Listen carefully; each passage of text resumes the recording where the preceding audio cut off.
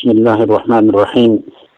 الحمد لله رب العالمين، والصلاة والسلام على خاتم الأنبياء والمرسلين نبينا محمد وعلى آله وصحبه أجمعين، وبعد. إخوتي الكرام، السلام عليكم ورحمة الله وبركاته. আমরা আমাদের আজকের পর্ব তাফসীরুল কোরআন বিষয়ে আলোচনার পর্ব। বিভিন্ন ব্যস্ততার কারণে গত কয়েক সপ্তাহ আমরা কন্টিনিউ করতে পারিনি এবং আগামী আরো কয়েকদিন হয়তো এরকম কিছু ব্যস্ততায় যাবে। এর জন্য মাআযিরাত করছি আমাদের ইখওয়ানদের কাছে। আল্লাহ আযজা ওয়া জাল্লা আমাদের জন্য দ্বীনি তাআল্লুমের কাজগুলো যেন সহজ করে দেন।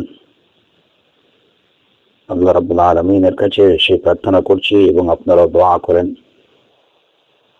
আমরা তাফসীরুল কোরআনের বিষয়ে ইতিমধ্যে সূরাতুল ফাতিহার ফাদাইল সম্পর্কে কিছু আলোচনা করেছি।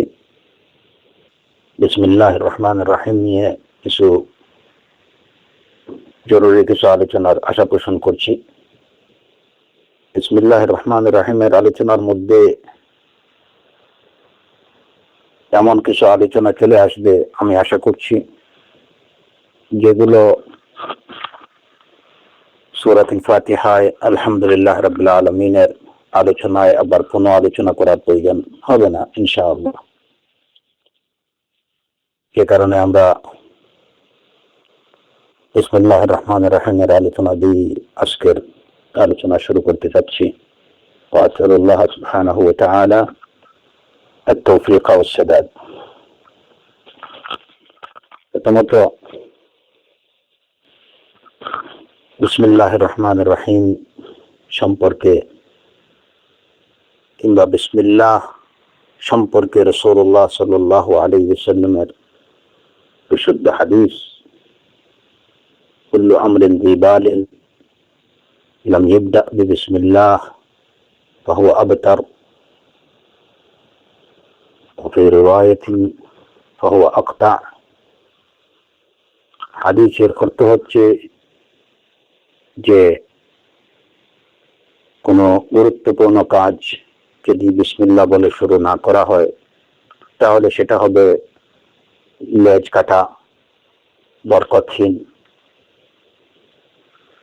মূল কথা হচ্ছে হাদিস দ্বারা রাসূলুল্লাহ সাল্লাল্লাহু আলাইহি ওয়াসাল্লাম যে বিষয়ের প্রতি ইঙ্গিত করেছেন যে কোনো ভালো কাজ, উত্তম কাজ, গুরুত্বপূর্ণ কোনো কাজ যদি কেউ বিসমিল্লাহ ছাড়া শুরু করে তাহলে সেই কাজের মধ্যে খায়ের এবং বারাকা থাকবে না। আমি মনে করি যে বিসমিল্লাহির রহমানির রহিমের কিংবা বিসমিল্লাহর গুরুত্ব বোঝার জন্য রাসূলুল্লাহ সাল্লাল্লাহু আলাইহি ওয়াসাল্লামের এই হাদিসটি যথেষ্ট। যদি বিসমিল্লাহ ছাড়া কোনো কাজ শুরু করা হয় তাহলে সেটা বরকতহীন হবে, সেটা লেজ কাটা হবে, সেটা অসম্পূর্ণ হবে, সেটা পরিপূর্ণ কোনো কাজ হবে না। ফাহুয়া আবতার ফাহুয়া আকতা। সুতরাং আমাদের যে কোনো ভালো কাজ যদি আমরা এটাকে সুসম্পন্ন দেখতে চাই, সুষ্ঠুভাবে সম্পাদন করতে চাই, আমরা যদি আমাদের কাজের মধ্যে বারাকা চাই তাহলে অবশ্যই সেই কাজের শুরুতে বিসমিল্লাহ বলা আমাদের জন্য উচিত। কারণ কোনো মুমিন, কোনো মুমিনা, কোনো মুসলিম, কোনো মুসলিমা এটুকু চাইবে না যে তার কোনো ভালো কাজ অসম্পন্ন থাকুক কিংবা তার এই ভালো কাজটা বরকতহীন হয়ে পড়ুক। সেটা আসলে কেউ চাইবে না। তাই কাজের শুরুতে বিসমিল্লাহ বলা এটা উচিত। কিছু কিছু কাজ আছে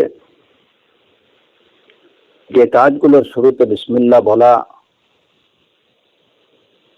শরীয়ত ওয়াজিব করে দিয়েছে, আর অন্যান্য কাজগুলোর শুরুতে বিসমিল্লাহ বলা এটা মুস্তাহাব। যেমন পশু জবেহ করার সময় বিসমিল্লাহ বলা এটা ওয়াজিব। কেউ যদি আল্লাহর নাম না নিয়ে এক পশু জবাই করে তাহলে সেটা কোন মুসলিমের জন্য সেটা হালাল হবে না। এমনিভাবে ওযুর শুরুতে বিসমিল্লাহ বলা ফুকাহায়ে কেরামদের অনেকের মতে সেটা হচ্ছে ওয়াজিব, যদিও কেউ কেউ বলেছেন যে সেটা মুস্তাহাব, কিন্তু সবচেয়ে স্ট্রং অভিমতটা হচ্ছে ওয়াজিব। এমনিভাবে যে কিছু কিছু ক্ষেত্রে শরিয়াত কিছু কিছু কাজের শুরুতে বিসমিল্লাহ বলাকে ওয়াজিব করে দিয়েছে, আর অন্যান্য কাজের শুরুতে বিসমিল্লাহ বলা মুস্তাহাব। এই বিসমিল্লাহর হাকিকত যদি আমরা বুঝি, বা এটার তাৎপর্য যদি আমরা বুঝি, তাহলে নিজেদের কাজের শুরুতে আমরা বিসমিল্লাহ বলতে কখনো ভুলব না। রাসূলুল্লাহ সাল্লাল্লাহু আলাইহি ওয়াসাল্লামের এই তিরমিজির হাদিস এবং হাদিসটি বিশুদ্ধ হাদিসে রয়েছে, রাসূলুল্লাহ সাল্লাল্লাহু আলাইহি ওয়াসাল্লাম বলেছেন যে ইযা কুলতা বিসমিল্লাহ তাসাগারা আশ-শাইতান হাত্তা ইয়াসিরা মিসলু যুবাব।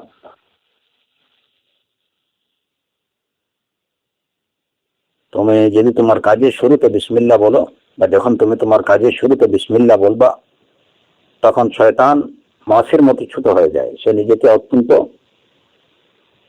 নগণ্য মনে করে, সে নগণ্য হয়ে পড়ে। হাত্তা ইয়াসিরা মিসলু যুবাবি। আর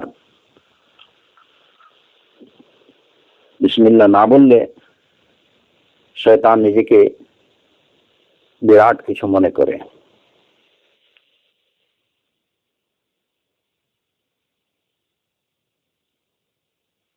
তো যখন কোনো কাজের শুরুতে বিসমিল্লাহ বলা হয়, তো শয়তান ওইখান থেকে আসলে দূরে চলে যায়, সে খুবই নগণ্য হয়ে পড়ে, অপমানিত হয়।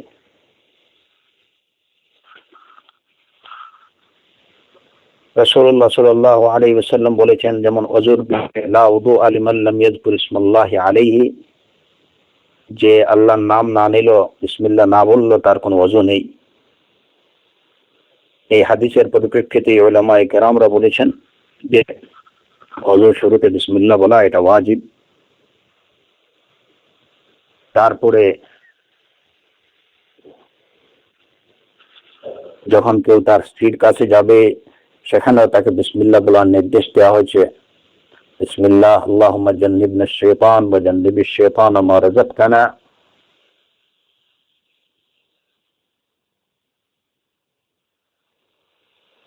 রাসূলুল্লাহ সাল্লাল্লাহু আলাইহি ওয়াসাল্লাম আমর ইবনে আবি সালামা রাদিয়াল্লাহু আনহুকে নির্দেশ দিয়েছেন, তিনি বলেছেন তাকে, কুল বিসমিল্লাহ ওয়া কুল বিয়ামিনিক ওয়া কুল মিম্মা ইয়ালিক। তুমি বিসমিল্লাহ বলো, ডান হাত দিয়ে খাবার খাও, আর তোমার পাশে থেকে খাবার খাও। তো অনেকগুলো হাদিসে বিভিন্ন কাজের শুরুতে বিসমিল্লাহ বলার সুস্পষ্ট নির্দেশ এবং স্পেসিফিক নির্দেশ রয়েছে। আর এছাড়া বাকি সব ভালো উত্তম কাজের শুরুতে, গুরুত্বপূর্ণ কাজের শুরুতে বিসমিল্লাহ বলার সাধারণ নির্দেশ রয়েছে। রাসূলুল্লাহ সাল্লাল্লাহু আলাইহি ওয়াসাল্লামের ওই হাদিসে, কুল্লু আমরিন যী বালিন লাম ইউবদা বিসমিল্লাহ ফাহুয়া আবতার আও ফাহুয়া আবতা। এখানে একটি বিষয় যে আমরা বিসমিল্লাহ বলবো নাকি বিসমিল্লাহির রহমানির রহিম বলবো। কাজের শুরুতে আপনি বিসমিল্লাহ, শুধু বিসমিল্লাহ বলবেন নাকি বিসমিল্লাহির রহমানির রহিম বলবেন। এই ক্ষেত্রে কথা হলো যে যেসব হাদিসে রাসূলুল্লাহ সাল্লাল্লাহু আলাইহি ওয়াসাল্লাম পুরোপুরি বিসমিল্লাহির রহমানির রহিম বলার নির্দেশ দিয়েছেন, সেখানে অবশ্যই পরিপূর্ণরূপে বিসমিল্লাহির রহমানির রহিম বলতে হবে, এর মধ্যে কোনো সন্দেহ নেই।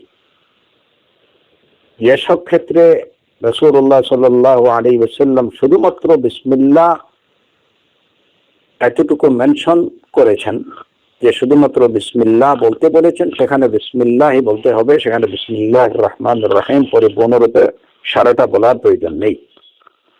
যেমন বিসমিল্লাহি লা ইয়াদুররু মা ইসমিহি শাইউন ফিল আরদি ওয়ালা ফিস সামাই ওয়া হুয়াস সামিউল আলিম, এখানে বিসমিল্লাহির রহমানির রহিম লা ইয়াদুররু মা ইসমিহি শাইউন এটা বলা যাবে না, যেভাবে আছে হাদিসে সেভাবেই রাখতে হবে। এমনি ভাবে যেমন বিসমিল্লাহি মাজরিহা ওয়া মুরসাহা, এটা কোরআনে কারীমের আয়াত এবং রাসূল সাল্লাল্লাহু আলাইহি ওয়াসাল্লামের নির্দেশিত আওরাত বা আযকারও বটে, দোয়াও বটে। সুতরাং এখানে বিসমিল্লাহির রহমানির রহিম মাজরিহা ওয়া মুরসাহা এভাবে বলা যাবে না। এমনি ভাবে বিসমিল্লাহ তাওয়াক্কালতু আলাল্লাহ ওয়ালা হাওলা ওয়ালা কুওয়াতা ইল্লা বিল্লাহ, যেভাবে আছে সেভাবেই পড়তে হবে, সেখানে বিসমিল্লাহির রহমানির রহিম তাওয়াক্কালতু আলাল্লাহ লা হাওলা ওয়ালা কুওয়াতা ইল্লা বিল্লাহ এভাবে বলা যাবে না। এরপরে যেমন বিসমিল্লাহি আরকিকা মিন কুল্লি শাইইন ইউযিকা আল্লাহু ইয়াশফিকা বিসমিল্লাহি আরকিক, এই জায়গাতেও বিসমিল্লাহির রহমানির রহিম আরকিকা এভাবে বলা যাবে না। মোট কথা হচ্ছে যেখানে শুধুমাত্র বিসমিল্লাহ বলারই নির্দেশ রয়েছে সেখানে বিসমিল্লাহ বলতে হবে, সেখানে বিসমিল্লাহির রহমানির রহিম বলা যাবে না। আর যেখানে বিসমিল্লাহির রহমানির রহিম পুরা বলতে বলা হয়েছে সেখানে পুরা বিসমিল্লাহির রহমানির রহিমই বলতে হবে। তো যেমন কোরআনে কারীমের যে আয়াতগুলো শুরুতে প্রত্যেকটা সূরার শুরুতে এখানে শুধুমাত্র বিসমিল্লাহ বলাটা এটা যথেষ্ট না, পুরা বিসমিল্লাহির রহমানির রহিম বলতে হবে।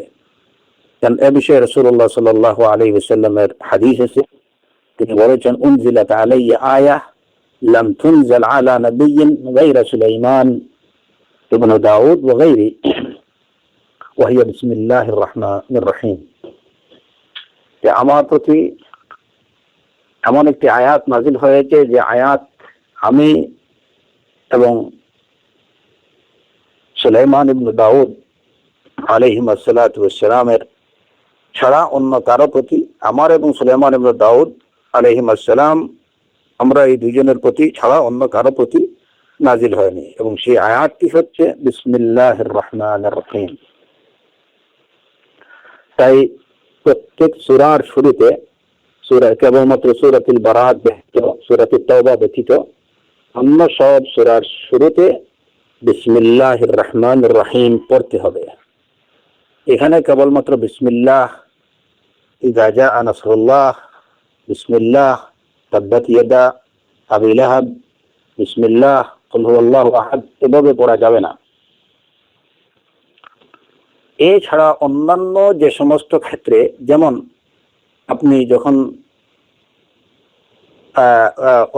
এই কোনো কিছু পড়তে যাবেন, দিনই কোনো কিছু পড়তে যাবেন, ভালো কোনো কিছু লিখতে যাবেন, তখন আপনি বিসমিল্লাহ বলবেন নাকি বিসমিল্লাহির রহমানির রহিম বলবেন?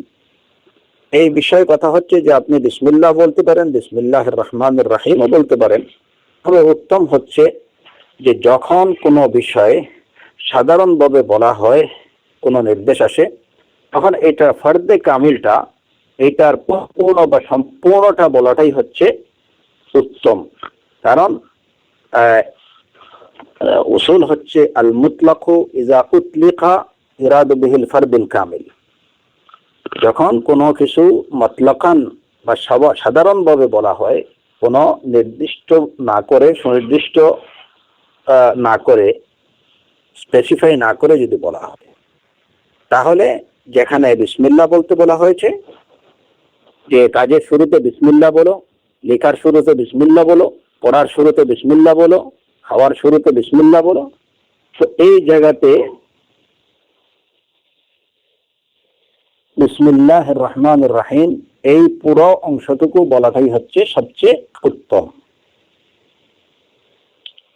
কারণ উসুল হচ্ছে, যেমন আমরা বলি যে সালাম বলো, যখন কারোর সাথে দেখা হয় তখন তাকে ফাসাল্লিম আলাইহি, তাকে সালাম দাও।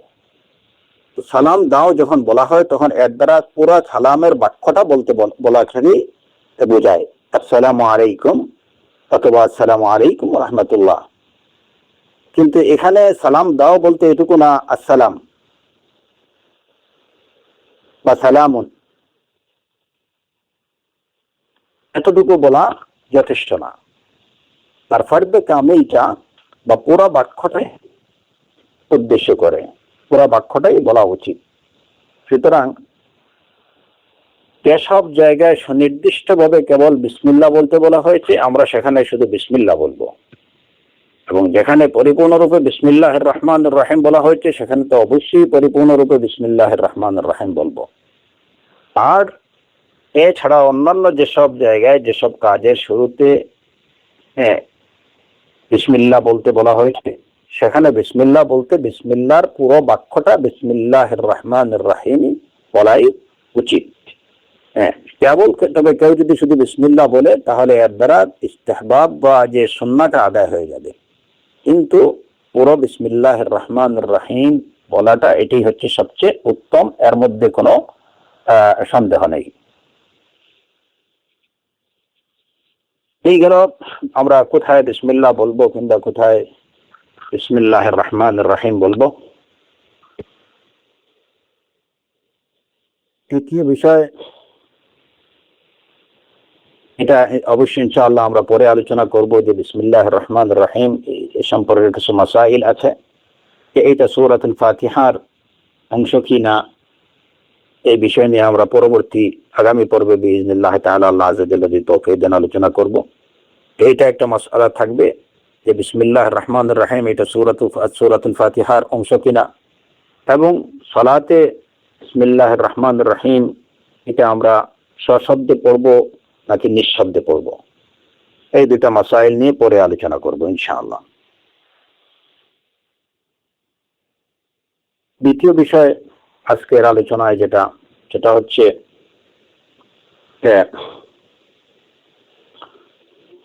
বিসমিল্লাহ এর অর্থ যদি আমরা দেখি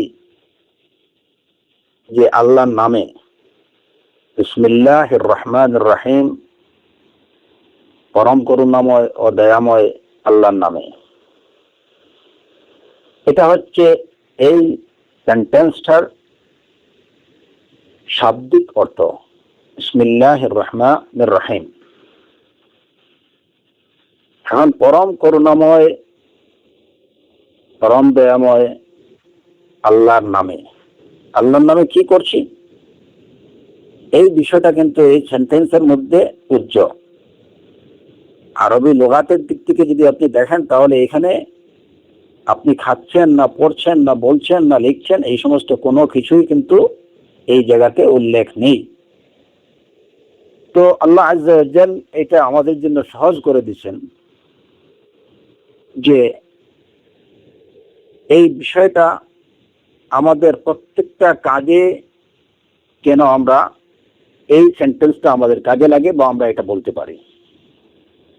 কারণ যদি এখন হয় এইটুকু যে আপনি পানি পান করছেন, সেখানে বলতেছেন, আপনাকে যদি ওই সময় বলতে হয় যে আমি আল্লাহর নামে পরম করুণাময় দয়াময় আল্লাহর নামে পানি পান করছি, তাহলে আপনাকে বলতে হবে বিসমিল্লাহি আশরাবু বিসমিল্লাহির রহমানির রহিম।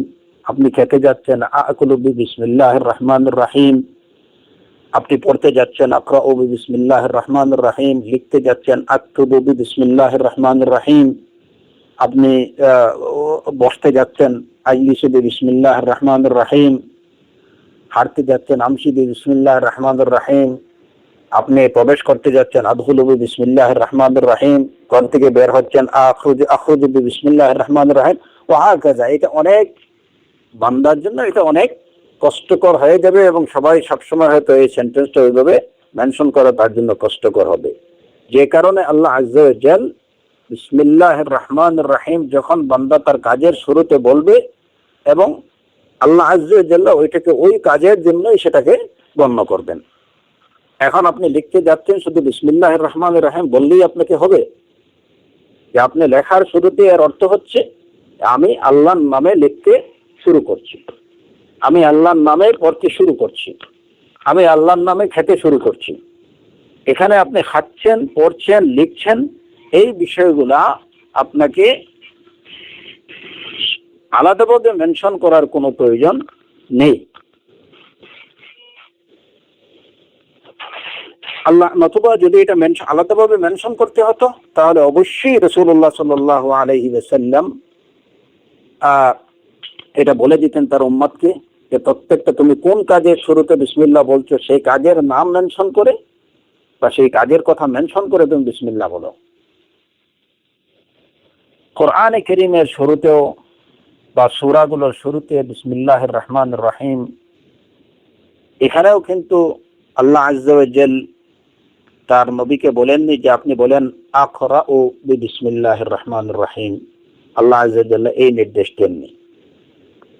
এই জায়গা থেকে আরেকটা বিষয় অত্যন্ত সুস্পষ্ট যে আপনি কি করতে যাচ্ছেন এবং কিসের জন্য আপনি বিসমিল্লাহ বলছেন, আপনার কোন কাজটা বিসমিল্লাহ দিয়ে আল্লাহর নাম নিয়ে শুরু করছেন, এটা আপনার থেকে বেশি আল্লাহ আজ্জা ওয়া জাল ভালো জানেন। আপনার নিয়তের বিষয়টা আপনার অন্তরেই থাকবে, সেটা আপনার মুখে বলার দরকার নেই। নিয়তের বিষয়টা অন্তরে থাকবে, এটা মুখে বলার কোনো প্রয়োজন নেই। যদি নিয়তের বিষয়টা মুখে বলার প্রয়োজন হতো তাহলে যেখানে বিসমিল্লাহ বলার নির্দেশ আসছে সেখানে আপনি কোন কাজের শুরুতে বিসমিল্লাহ বলছেন সেই কাজের নাম মেনশন করে বিসমিল্লাহ বলার নির্দেশ শরীয়তে থাকতে। রাসূলুল্লাহ সাল্লাল্লাহু আলাইহি ওয়াসাল্লাম তার উম্মতকে সময় বলতে যে তোমরা বলো, তোমরা খাবার শুরুতে আকুলু বিসমিল্লাহ বলো, তোমরা পড়ার শুরুতে আকরাউ বিসমিল্লাহ বলো। এইভাবে প্রত্যেকটা ভালো কাজের নাম নিয়ে নিয়ে সেখানে বিসমিল্লাহ এর সাথে জুড়ে দেওয়া হতো। কিন্তু নিয়তের বিষয়টা আল্লাহু আ'লামু বিমা ফি নুফুসিকুম, তোমাদের অন্তরে কি আছে সেটা আল্লাহ আজ্জা ওয়া জাল ভালো জানেন। অতএব তুমি যখন কাজের শুরুতে বিসমিল্লাহ বলছো, পড়ার শুরুতে বিসমিল্লাহ বলছো, সেটা তুমি পড়ার জন্য বিসমিল্লাহ বলছো, তোমার পড়া শুরু করছো আল্লাহর নাম নিয়ে, সেটা আল্লাহ আজ্জা ওয়া জাল তোমার থেকে বেশি জানেন। আনতুম আ'লামু আমিল্লাহ, তোমরা বেশি জানো নাকি আল্লাহ বেশি জানেন? অন্তরে কি আছে সেটা আল্লাহ আজ্জা ওয়া জাল সবচেয়ে বেশি জানেন। সুতরাং এটা মেনশন করার দরকার নেই।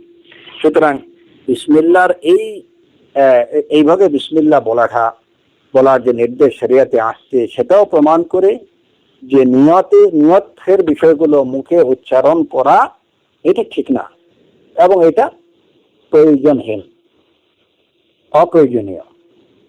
নিয়তের বিষয়টা মুখে উচ্চারণ করা এটা অপ্রয়োজনীয় এবং এটা উচিত না, করে থাকবে। এইভাবে বিসমিল্লাহ আমার প্রতিটি ভালো কাজের শুরুতে আমি বিসমিল্লাহ বললেই সেই কাজটাই আমি যে আল্লাহ আজ্জা ওয়া জাল্লার নামে শুরু করছি এটাই প্রমাণ করবে এবং সেই কাজটা বরকতময় হবে।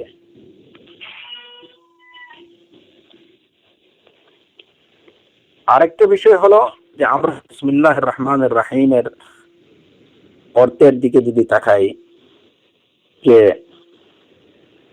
আল্লাহর নামে, পরম করুণাময় দয়াময় আল্লাহর নামে শুরু করছি, আল্লাহর নামে। এই আল্লাহর নামে শুরু করার মানেটা কি? বিসমিল্লাহ বি ইসমিল্লাহি, আল্লাহর নামে শুরু করছি। এখন এখানে নাম দিয়ে কি বোঝানো হয়েছে? নাম দিয়ে কি আল্লাহকে বোঝানো হয়েছে, যিনি আল্লাহকে দিয়ে শুরু করছি, নাকি নাম দিয়ে এখানে ইসিম এই যে শব্দটা এটাকে বোঝানো হয়েছে, বা নাম দিয়ে এই যে আল্লাহর নামকরণ, আল্লাহর নাম নেয়াটাকে বোঝানো হয়েছে?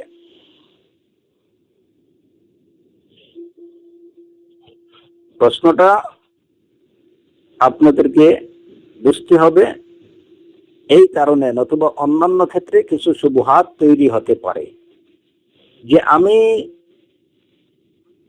আল্লাহর নাম দিয়ে শুরু করছি। আল্লাহর নাম দিয়ে শুরু করার অর্থটা কি?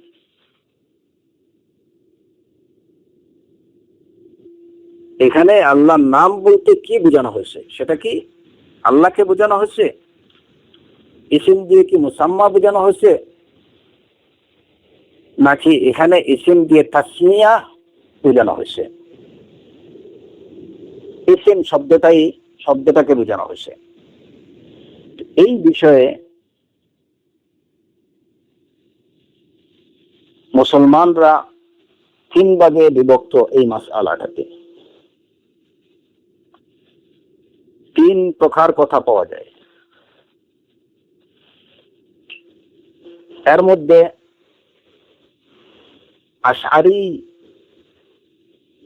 আশআরিয়ুন, কাররামিয়া, হাশাবিয়া, এদের কথা হচ্ছে যে বিসমিল্লাহ, এই যে বিসমিল্লাহ, এখানে ইসিম দিয়ে, ইসিম শব্দটা আল্লাহকে বোঝাচ্ছে। ইসিম এটাই হচ্ছে মুসাম্মা।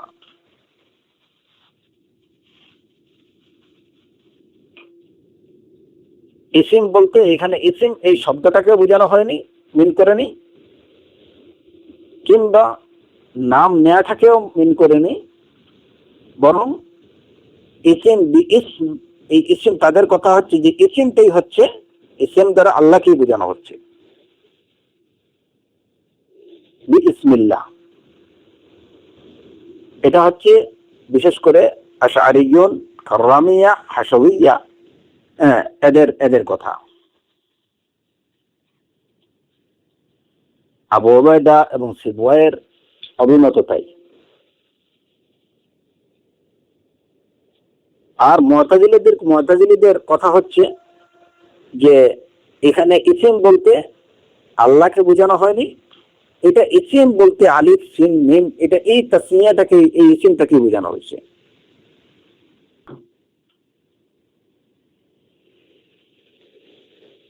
এই শব্দটাকেই মিন করা হয়েছে, ইসিম দিয়ে ওই নাম নেওয়াটাকেই বোঝানো হয়েছে।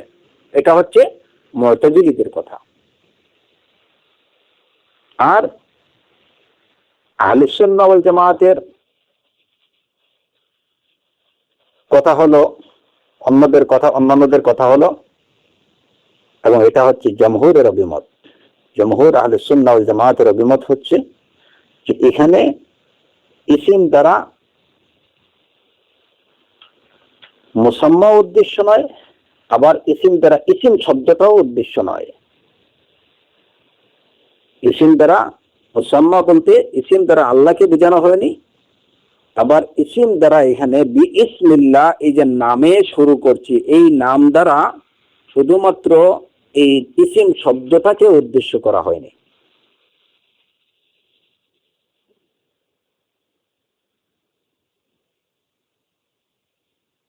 এখন আশআরীদের এই যে কথা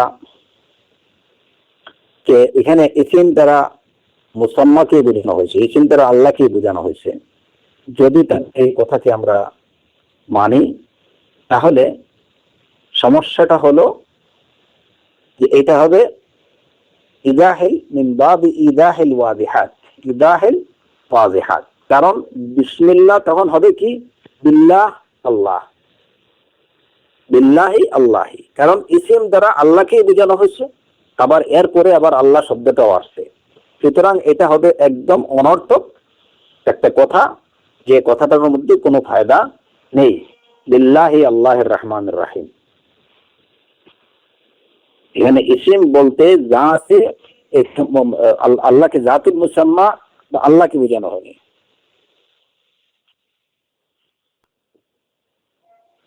যদি তাই হয় তাহলে এটা হবে একদম অনর্থক একটা কথা। কারণ ইসমের পরে আল্লাহ শব্দটা তো এমনিতেই এখানে আছে। আবার ইসিমের অর্থ যদি হয় আল্লাহ, ইসিম দ্বারা আল্লাহকে বোঝানো হলো, তাহলে আল্লাহ দ্বারা কি বোঝানো হলো? এটা হবে তাকরার, অনর্থক একটা বিষয়কে পুনঃ বলা। অতএব কোরআন, যেহেতু বিসমিল্লাহির রহমানির রহিম এটা কোরআনে কারীমের আয়াত, এবং কোরআনে কারীমের কোন আয়াত কিংবা একটা হারফও অনর্থক হতে পারে না যেটার মধ্যে কোনো ফায়দা নেই, এরকম হতে পারে না। আমরা বাহ্যিকভাবে দেখতেছি বিসমিল্লাহ ইসিম দ্বারা যদি আল্লাহকে বোঝানো হয়, তাহলে এখানে এরপরে আবার যেহেতু আল্লাহ আছে, সুতরাং এটা হবে অনর্থক, এটার মধ্যে কোনো ফায়দা নেই, এটা আলাদা কোনো বৈশিষ্ট্য এটার নেই। সুতরাং কোরআনে কারীমে এরকম কোনো আয়াত থাকতে পারে না। সূরাতুল ফাতিহার আয়াত কিনা না সে আলোচনা আমরা পরে করব। সূরাতুন নামলের মধ্যে নামলের আয়াতের অংশ বিসমিল্লাহির রহমানির রহিম ইন্নাহু মিন সুলাইমানা ওয়া ইন্নাহু বিসমিল্লাহির রহমানির রহিম। এটা বিসমিল্লাহির রহমানির রহিম হচ্ছে কোরআনে কারীমের একটি আয়াত বা আয়াতের জুজ। তো এখানে কখনো এমন কোনো কিছু থাকতে পারে না কোরআনে কারীমের মধ্যে যেটা অনর্থক, যেটার মধ্যে কোনো ফায়দা নেই, যেটা অর্থহীন।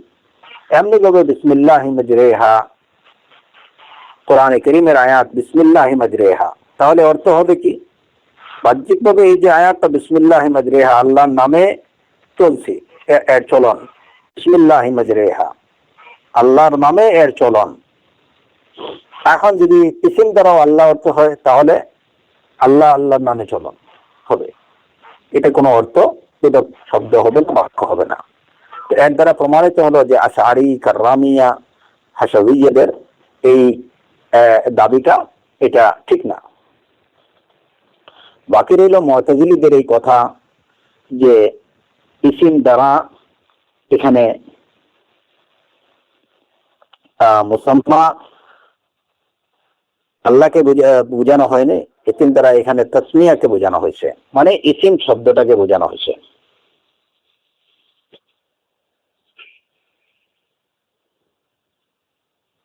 ইসিম দ্বারা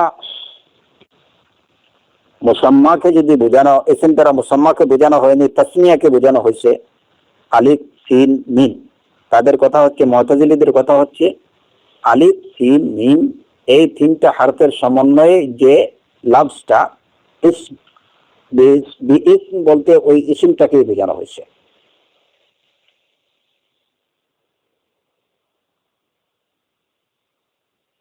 যদি মুতাজিলীদের এই দাবিকে আমরা মানি, তাহলে ইসম এই শব্দটা এটার কি বৈশিষ্ট্য থাকতে পারে? কারণ ইসম এটা যে কোনো কিছুর ইসিম হতে পারে, ইসিমটা যে কোনো কিছু বা যে কারো ইসিম হতে পারে। এখন এখানে এই যে ইসিম দ্বারা শব্দ, এই ইসিম শব্দটি দ্বারা আমার কাজ শুরু করব, হ্যাঁ, কিংবা আল্লাহর এই যে ইসম, আল্লাহর ইসম শব্দ দ্বারা আমার কাজ শুরু করব। আল্লাহর ইসম শব্দ দ্বারা কাজ শুরু করার জন্য আমি আদিষ্ট কিনা, এবং এর মধ্যে এর কোনো বিশেষ বৈশিষ্ট্য আছে কিনা। কারণ ইসম থাকতে পারে, মুসাম্মা নাও থাকতে পারে। আবার যেহেতু মুতাজিলীদের দাবি হচ্ছে যে এখানে মুসাম্মা উদ্দেশ্য না, মানে আল্লাহ আযজা ওয়া জাল উদ্দেশ্য না, উদ্দেশ্য হচ্ছে তাসমিয়া। এই যে বিইসম, তোমার নামে বা আল্লাহর নামে, তাদের মূল কথাটি হচ্ছে এই নামে, আল্লাহর নামে, এই কথাটাই তাদের কাছে, যে এখানে বিইসম আল্লাহর নাম, এটাই হচ্ছে উদ্দেশ্য।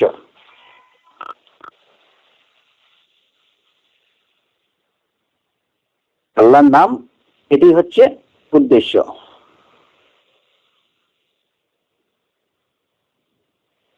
তাদের এই দাবিটা ঠিক না এই কারণে যে নাম যে কারো হতে পারে, কিংবা ইসম এই যে আলিফ সিন মিম এই তিনটা হরফের সমন্বয়ে বা যে শব্দটি গঠিত, এই শব্দের কোনো বৈশিষ্ট্য, আলাদা কোনো বৈশিষ্ট্য বা ফজিলত নেই। যেমন হতে পারে, যেমন ইসমুর রাজুল, সেখানেও তো যে কোনো মানুষের নাম, যেমন আমরা বললাম যে ইসমুর রাজুল, ইসমুল মারআ, হ্যাঁ, অন্য যে ইসমুল কিতাব, সেখানেও কিন্তু ইসিম শব্দটা আছে। আলিফ সিন মিম এই তিনটা হরফের সমন্বয়ে গঠিত একটা লফজ ওইখানেও কিন্তু আছে। তাহলে ওই লফজের মধ্যে কি বারাকা আছে? লফজের মধ্যে কোনো বারাকা থাকতে পারে না। তাই মুতাজিলীদের এই দাবিটাও কিন্তু ঠিক না। আলিফ সিন মিম এই তিনটা হরফের সমন্বয়ে গঠিত লফজের মধ্যে কোনো বারাকা নেই। আর যেহেতু তাদের কথা হচ্ছে যে এখানে ইসিম দ্বারা মুসাম্মা বা আল্লাহকে উদ্দেশ্য করা হয়নি, সুতরাং কেবলমাত্র এই তিনটি হরফের সমন্বয়ে কিন্তু লফজের মধ্যেও কোনো বারাকা থাকতে পারে না।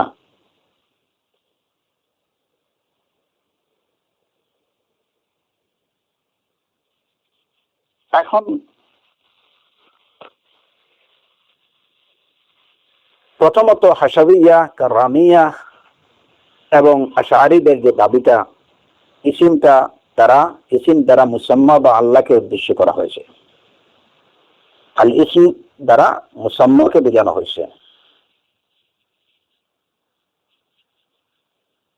তাদের একটা জবাব তো আমরা এটুকু দিলাম যে যদি তাই হয় তাহলে এটা হবে ইদাহুল ওয়াদিহাত, যে জিনিসটা সুস্পষ্ট তাকে আবার স্পষ্ট করা, এবং এটা অনর্থক। দ্বিতীয় বিষয় হচ্ছে যে নাম শব্দ দ্বারা যদি নামধারী যিনি তাকেই যদি বোঝায়, নাম শব্দ দ্বারা তিনি নামধারী তাকেই যদি বোঝায়, তাহলে আমরা যখন নার অথবা আলহার আলবার্দ, ঠান্ডা গরম, এই শব্দগুলো যদি যখন আমরা বলবো, তখন ঠান্ডা শব্দ বললেই ঠান্ডা অনুভব করতাম আমরা, গরম বললেই গরম অনুভব করতাম, গরম শব্দটা উচ্চারণ করলেই গরম অনুভব করতাম, ঠান্ডা শব্দ করলেই ঠান্ডা অনুভব করতাম। কিন্তু আমরা তা করি না। আল হার, হা রা, এই দুটি হরফের সমন্বয়ে গঠিত যে শব্দ, এই শব্দটা এটা দ্বারা আর মুসাম্মাকে, এই শব্দটা হুবহু মুসাম্মা না।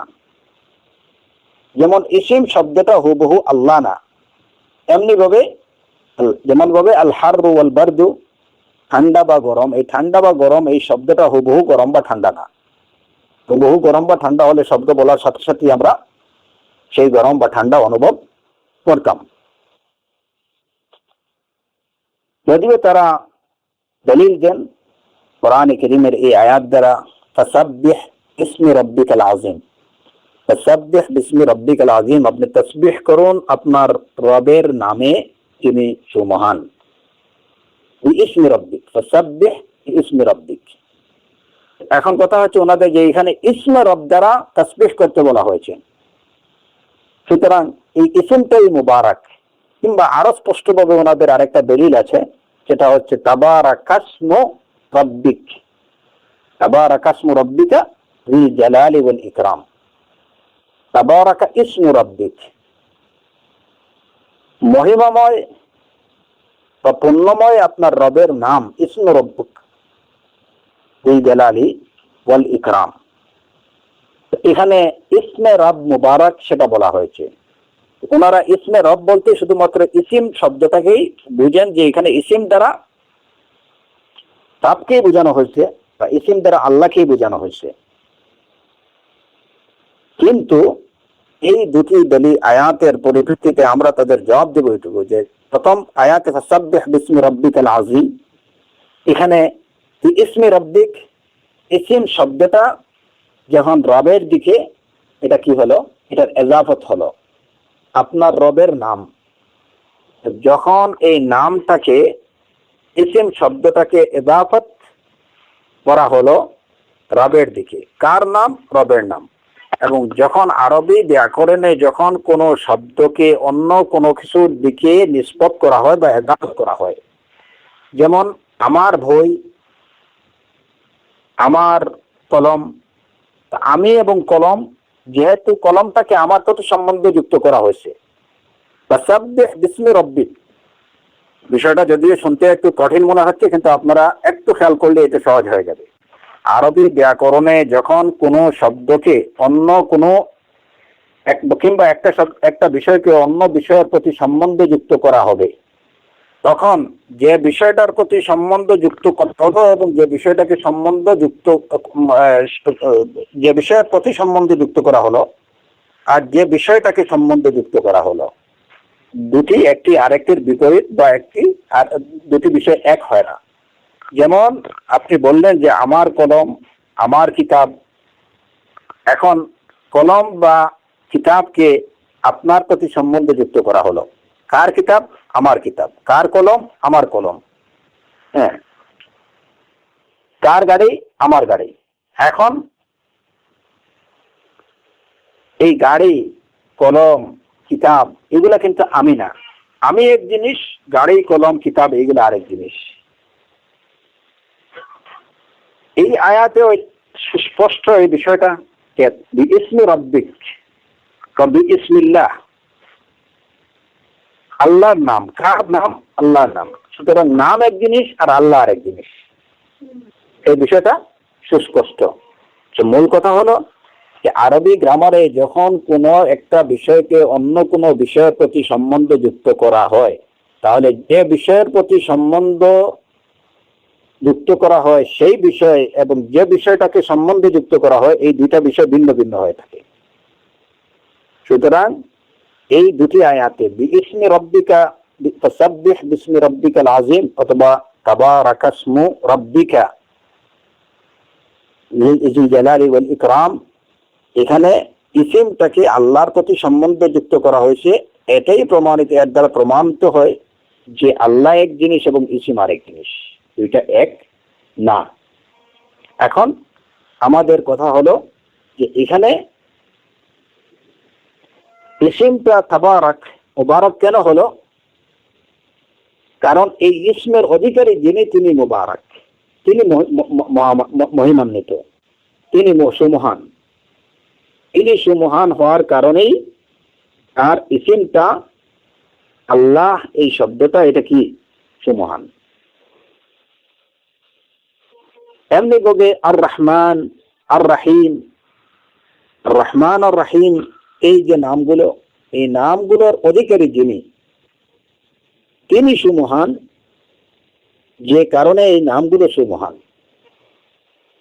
তাবারাকাসমু রাব্বিক, আপনার রবের নামগুলো বরকতময়, পুণ্যময়। কেন? আপনার রব পুণ্যময়, মহিমাময়, আপনার রব সুমহান, যে কারণে তার নামগুলো সুমহান।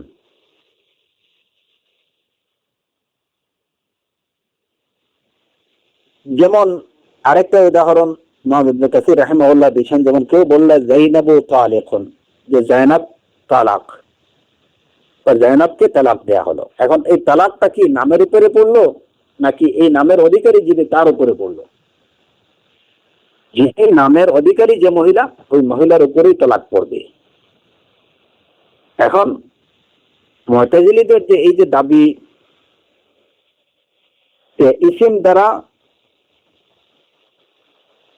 গায়রুল মুসাম্মা বোঝায়, ইসিম দ্বারা যিনি এই নামের অধিকারী তাকে বোঝায় না। তাদের এই দাবিটাও ঠিক না।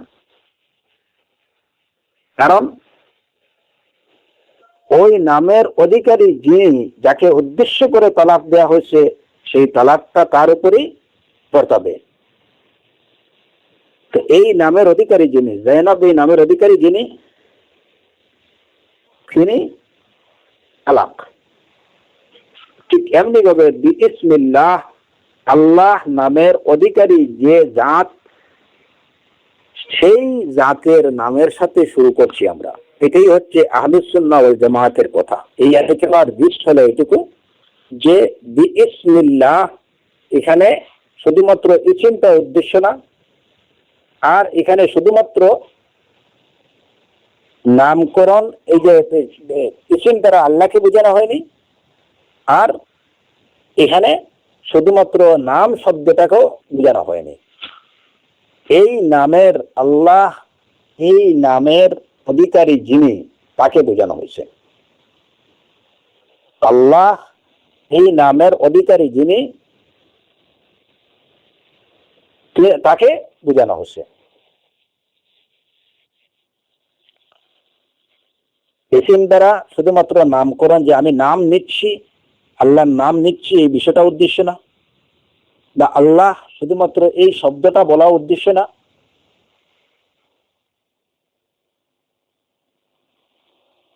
বরং আল্লাহ এই নামের অধিকারী যিনি, যে সত্তা, তাকে উদ্দেশ্য করা হয়েছে। সুতরাং বিসমিল্লাহির রহমানির রহিম বা বিসমিল্লাহ দ্বারা মূল অর্থ হচ্ছে যে আমি আমার কাজ কিংবা আমার পড়া, আমার লেখা যাই হোক, আমি সেটা শুরু করছি ওই মহান সত্তার নামে যিনি এই আল্লাহ নামের অধিকারী, ওই মহান সত্তার নামে যিনি এই নামের অধিকারী আল্লাহ।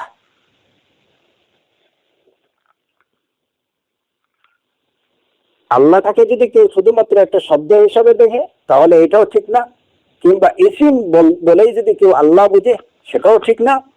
মূল কথা হচ্ছে যে ইসিম কার ইসিম? আল্লাহর ইসিম। সুতরাং ইসিম এক জিনিস, আল্লাহ এক জিনিস। আর আল্লাহটা এটা কেবলমাত্র একটা শব্দ না। আলিফ লাম লাম হা এই শব্দের এই হরফগুলোর সমন্বয়ে গঠিত এই যে শব্দটা, এই শব্দটা উদ্দেশ্য না। উদ্দেশ্যটা কি? উদ্দেশ্যটা হচ্ছে এই আল্লাহ এই নামের অধিকারী যে মহান জাত, সেই জাতকেই বোঝানো হয়েছে। আমি সেই জাতের নাম নিয়ে শুরু করছি, যেহেতু ওই জাত বরকতময়, ওই জাত মহিমাময়, ওই জাত পুণ্যময়। সুতরাং তিনি পুণ্যময় হওয়ার কারণে তার নামটা হচ্ছে পুণ্যময়। তাবারাকা ইসমু রাব্বিকা যিল জালালি ওয়াল ইকরাম। কারণ একজন লোকের নাম যদি হয় আলিমউদ্দিন, আর বেচারা যদি হয় প্রকৃত অর্থে জাহিলউদ্দিন, দিনের কোনো জ্ঞান তার মধ্যে নেই, নামটা রাখছে তার আলিমউদ্দিন, তাহলে এই নাম কোনোভাবেই এটা কি হতে পারে না, এটা পুণ্যময় হতে পারে না। একজন লোক যদি সে প্রকৃত অর্থে দিনের বিষয়ে আলিম হয়ে থাকে, হ্যাঁ, তাহলে তার নাম যাই হোক না কেন, সেই নামটা হবে একটা ভালো উত্তম নামের নাম। এখন তাহলে নামটা বরকতময় হবে কাকে দিয়ে? নামের অধিকারী যিনি, তাকে দিয়ে। আলোচনার মূল জিসটা হচ্ছে এইটুকু যে আমরা যখন বিসমিল্লাহ বলবো তখন শুধুমাত্র এই লাভ ইসিম শব্দটা কিংবা কেবল আল্লাহ শব্দটাই আমাদের উদ্দেশ্য হবে না, যে আমি আল্লাহ শব্দের সাথে শুরু করছি, তা না। আমি আল্লাহ এই শব্দের, এই নামের অধিকারী যে মহান জাত, এই মহান জাতের নাম নিয়ে শুরু করছি। তখন হবে কি, যে সেই মহান জাত যেহেতু আমার উদ্দেশ্য এবং সেই জাত হচ্ছেন তাবারাকা ইসমুহু, তার নাম পুণ্যময়, এবং সেই জাত যেহেতু হচ্ছেন আজিম, সেই জাত হচ্ছেন রহমানুর রহিম, যে কারণে তার নামগুলো হলো বরকতময়। তো সেই জাতকে উদ্দেশ্য করতে হবে যে আমি মহান আল্লাহ আজ্জা ওয়া জাল্লার নাম নিয়ে শুরু করছি, মানে কি তাকে উদ্দেশ্য করেই শুরু করছি, তাকে স্মরণ করেই আমি শুরু করছি। শুধুমাত্র লাভ যেন উদ্দেশ্য না হয়, কিংবা নাম নেওয়াটাই যেন উদ্দেশ্য না হয়। যদি এরকম উদ্দেশ্য নিয়ে বিসমিল্লাহ বলা হয় তাহলে কিন্তু এর দ্বারা ফলাফল পাওয়া যাবে না। আলোচনাটার মূল কারণ হচ্ছে এটুকু যে আমরা অনেক কাজের শুরুতে বিসমিল্লাহ বলি, কিন্তু বিসমিল্লাহ আমরা বলবো কোন উদ্দেশ্য নিয়ে? যে আমি আমার এই কাজের শুরুতে সেই মহান জাতকে, আজিম উশান, জালিলুল কদর, রফিউল যিকর, মুতাইল আমর, জলিলুল বুরহান, ফখীমুল ইসম, আজিজুল হিলম, কাসীরুল গুফরান, আর রহমান, আর রহিম, আল গফফার, আল করিম, এই সব নামের অধিকারী, সিফাতের অধিকারী যে মহান জাত, আমি তাকে স্মরণ করেই আমার কাজটা শুরু করছি। এই নিয়তে যখন বিসমিল্লাহির রহমানির রহিম বলবেন, আপনার কাজ, আপনার কথা এটা বরকতময় না হয়ে উপায় নেই। আর এটাকে যদি শুধুমাত্র কেউ নাম নেয়া আল্লাহর নামে শুরু করছি, অনেকে আমরা এই যে শাব্দিক অর্থ যেটা আমাদের বই পুস্তকে লেখা থাকে আল্লাহর নামে শুরু করছি, আল্লাহর নামে শুরু করছে, এটা তো শাব্দিক অর্থ। আল্লাহ নাম নিয়ে শুরু করছেন। এই যে আলিফ নাম লাম হা এই হরফগুলোর সমন্বয়ে গঠিত যে শব্দ, এই শব্দটা উচ্চারণ করে আপনি শুরু করছেন না। এই শব্দের অধিকারী যে মহান জাত যিনি, তাকে স্মরণ করে আমি আমার কাজটা শুরু করছি, তার নাম নিয়ে শুরু করছি।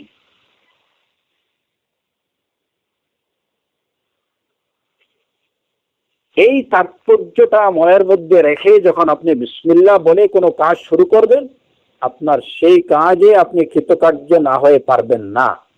অবশ্যই আপনি সেই কাজে কৃতকার্য হবেন, সফল হবেন, আপনার সফলতা আসবেই। কারণ আপনি আপনার কাজ শুরু করছেন এমন জাতকে স্মরণ করে, যিনি হচ্ছেন যার হাতে সব সফলতার চাবিকাঠি, যার হাতে সবকিছুর তৌফিক দাতা যিনি, সবকিছুর কর্তা যিনি, সবকিছুর নিয়ন্ত্রণ যিনি।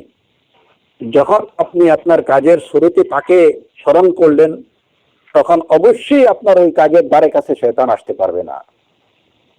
যেহেতু আপনি তাকে স্মরণ করে তার কথা অন্তরে রেখে আপনি কাজ শুরু করছেন, সুতরাং আপনার এই কাজ কখনো বিফল হবে না। যেহেতু তার কথা স্মরণ থেকে আপনি আপনার কাজ শুরু করছেন, অতএব সফলতা আপনার জন্য অবধারিত। বিসমিল্লাহির রহমানির রহিম। এজন্য রাসূলুল্লাহ সাল্লাল্লাহু আলাইহি ওয়াসাল্লাম কিংবা সাহাবায়ে কেরাম রিদওয়ানুল্লাহি আলাইহিম আজমাইন, তারা তাদের প্রত্যেকটা ভালো কাজের শুরুতে বিসমিল্লাহ বলতেন, যাতে এই কাজটা সুসম্পন্ন হয়, এই কাজটা সফল হয়। এবং এভাবেই যেহেতু এই বিসমিল্লাহ এই কথাটা তাদের অন্তরের মধ্যে, এর তাৎপর্য তাদের অন্তরে একদম পাকাপোক্ত ছিল, তারা এই বিসমিল্লাহ শব্দের এই বাক্যটির তাৎপর্য তারা খুব ভালো করে জানতেন, বুঝতেন, এবং সেই তাৎপর্যের উপরে পরিপূর্ণ বিশ্বাস রেখেই তারা বিসমিল্লাহির রহমানির রহিম বলে তাদের কাজ শুরু করতেন। ওই অনুভূতি, ওই উপলব্ধি রেখে যদি আমরাও বিসমিল্লাহির রহমানির রহিম বলে আমাদের উত্তম কাজগুলো, ভালো কাজগুলো শুরু করি, তাহলে তার ফলাফলটা আমরাও দেখতে পাবো। এজন্য দেখা যায় যে অনেকগুলো ঘটনা আছে সালাফদের মধ্যে, তারা বিসমিল্লাহ বলে না জেনে বিষ পান করে ফেলছেন, কিন্তু সেটা এই বিষ তাদের কোনো ক্ষতি করেনি। যদিও পয়জনের কাজ হচ্ছে মানুষকে শেষ করে দেয়া, বা পয়জনের কাজ হচ্ছে একজন মানুষের শরীরে বিষ ছড়িয়ে দেয়া এবং মানুষকে মৃত্যুর দিকে ঠেলে দেয়া।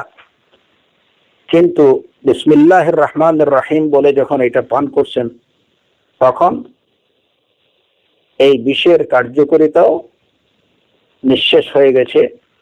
তাবারাকাসমু রাব্বিকা যুল জালালি ওয়াল ইকরাম, আল্লাহর নামের সেই বারাকা প্রদর্শিত হয়েছে।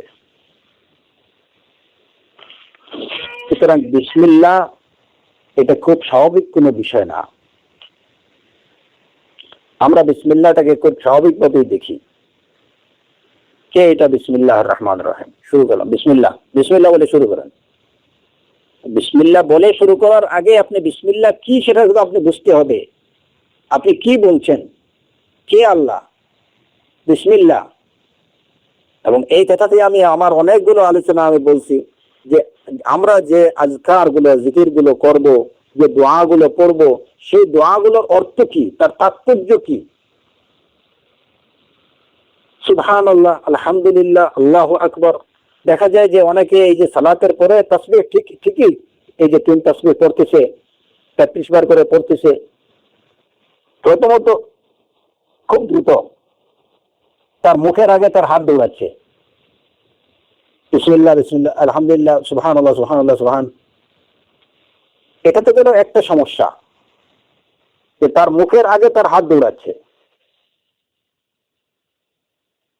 দ্বিতীয় বিষয় হলো যে এই সুবহানাল্লাহ সে কি পড়তেছে, এই শব্দের হক আদায় করতেছে না। সুবহানাল্লাহ সুবহানাল্লাহ সুবহানাল্লাহ, এর দ্বারা সে কি ফায়দা হাসিল করবে? একটা শব্দের হক যেটা, সেই হকটাই সে আদায় করছে না।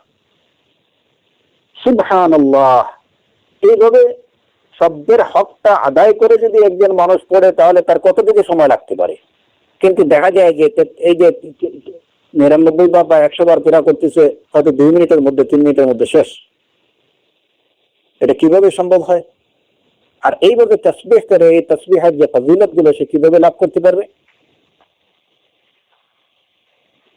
দ্বিতীয় বিষয় হলো যে এই সুবহানাল্লাহ সে বলছে, হয়তো হক আদায় করেও বলছে, শব্দের হক আদায় করতেছে, হার উচ্চারণ ঠিক মতো করছে, সুবহানাল্লাহ ঠিকভাবেই বলতেছে, তার উচ্চারণটা সঠিক, কিন্তু কি সুবহানাল্লাহ কি,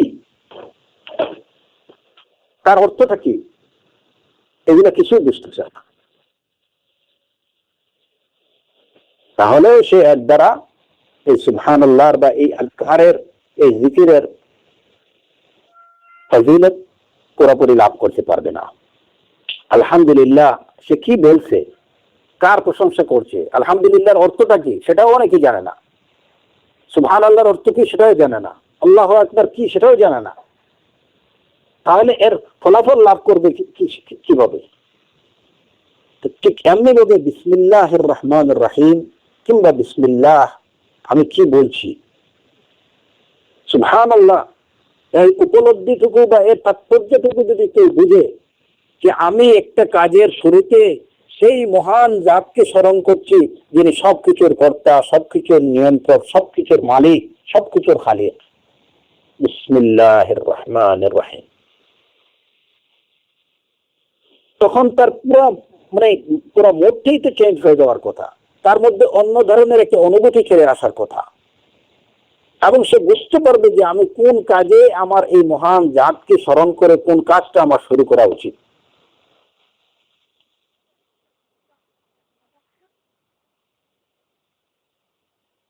এই হচ্ছে যে কোনো বিষয়ের তাৎপর্য পূজার ফজিলত। তারপরে যে বিষয়টা হচ্ছে যে বিসমিল্লাহ শুরু করছি আল্লাহর নাম নিয়ে বা আল্লাহ আল্লাহ আল্লাহ আল্লাহর নামে। প্রথমে এখানে আল্লাহ শব্দটা বলা হয়েছে, বিসমিল্লাহ, এবং আমি আলোচনা শুরুতে বলছি যে এখানে আমি বিসমিল্লাহ নিয়ে আলোচনা করছি কারণ এখানে কয়েকটা শব্দ আছে।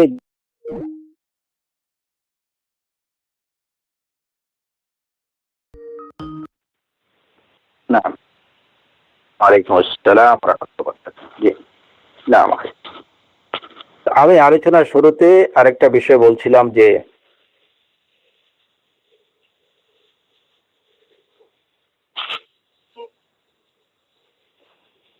সূরা এই যে বিসমিল্লাহির রহমানির রহিম নিয়ে আলোচনা করছি এই কারণে,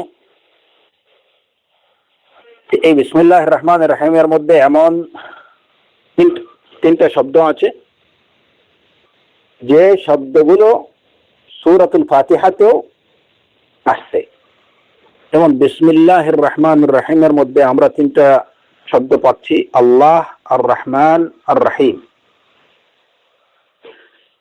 আলহামদুলিল্লাহি রাব্বিল আলামিনের মধ্যে এই সূরাতুল ফাতিহার মধ্যেও আমরা এই তিনটা শব্দ পাবো, আল্লাহ, আর রহমান, আর রহিম। আলহামদুলিল্লাহি রাব্বিল আলামিন, আর রহমানির রহিম। এই আল্লাহ, রহমান এবং রহিম এই তিনটা শব্দের সম্পর্কে যদি আমরা কিছুটা বুঝতে পারি বিসমিল্লাহির রহমানির রহিমে, তাহলে ইনশাআল্লাহ সূরাতুল ফাতিহার এই অংশটাও আমাদের একসাথে বোঝা হয়ে যাবে ইনশাআল্লাহ। এবং এরই সাথে সাথে কোরআনে কারীমে যত জায়গায় যত সূরায় কিংবা যত আয়াতে আল্লাহ আর রহমান আর রহিম শব্দটা আসছে সেগুলো সম্পর্কে আমরা কিছুটা ধারণা পেয়ে যাব ইনশাআল্লাহ। এখানে আজকে প্রথমত বিসমিল্লাহ, এই যে আল্লাহ আল্লাহ শব্দটা আসছে সূরাতুল ফাতিহার দিকে যদি আমরা তাকাই, সেখানেও দেখি আলহামদুলিল্লাহ আল্লাহ শব্দটা বলা হয়েছে। বিইসমি আল্লাহ, আল্লাহ জাতের এই আল্লাহ নাম দ্বারা শুরু করার পিছনে কিংবা সূরাতুল ফাতিহাতে হামদটা আল্লাহর হামদ করার কথা বলা হয়েছে। আল্লাহ শব্দটা কি, এর অর্থ কি? আল্লাহ আল্লাহ শব্দের অর্থ হচ্ছে, এটা মোটমাট কথা বলছি, মুফাসসিরিন কেরামরা ভাষাবিদরা এই শব্দকে বিভিন্নভাবে ব্যাখ্যা করেছেন এবং সব ব্যাখ্যার মূল কথা হচ্ছে আল্লাহ শব্দের অর্থ হচ্ছে মাবুদ। আল্লাহ শব্দের অর্থ হচ্ছে মাবুদ। মাবুদ মানে যিনি উপাস্য।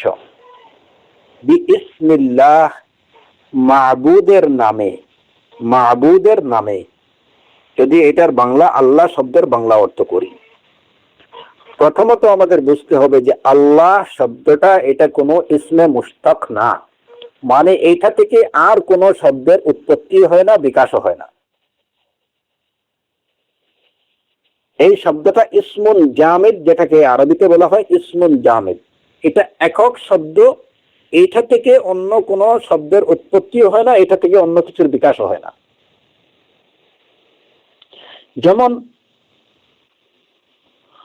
ধরেন রহমান রাহিম, রাহিমা ইয়ারহামু শব্দ থেকে এটার উৎপত্তি এবং এটা থেকে অনেকগুলো শব্দ এটা থেকে এর বিকাশ হয়। সিলাতুর রাহমি আত্মীয়তার সম্পর্ক বজায় রাখা, এই রাহিম শব্দটাও ওই এই রাহিমা ইয়ারহামু থেকে। এই শব্দগুলো হচ্ছে, এটাকে আরবিতে বলা হয় মুশতাক। আর আল্লাহ শব্দটা হচ্ছে ইসমুন জামিদুন, এটা এমন একটা শব্দ যে এটা থেকে আর কোনো কিছু, কোনো শব্দের বিকাশ হয় না।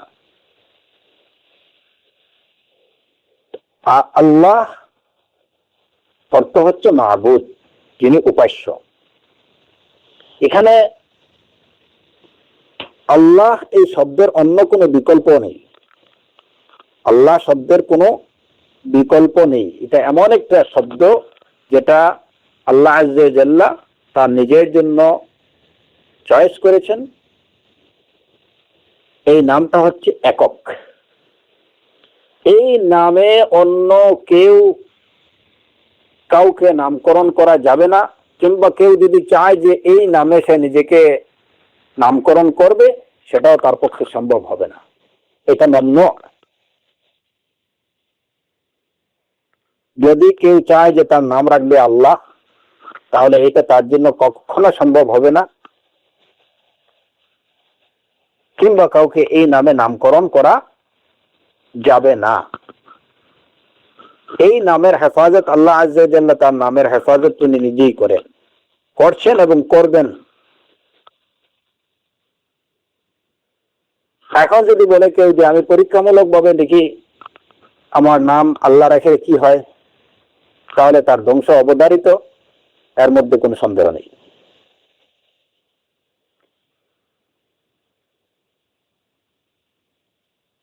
এই নামটা হচ্ছে আল্লাহ আযজা ওয়া জাল্লার জন্য সুনির্দিষ্ট,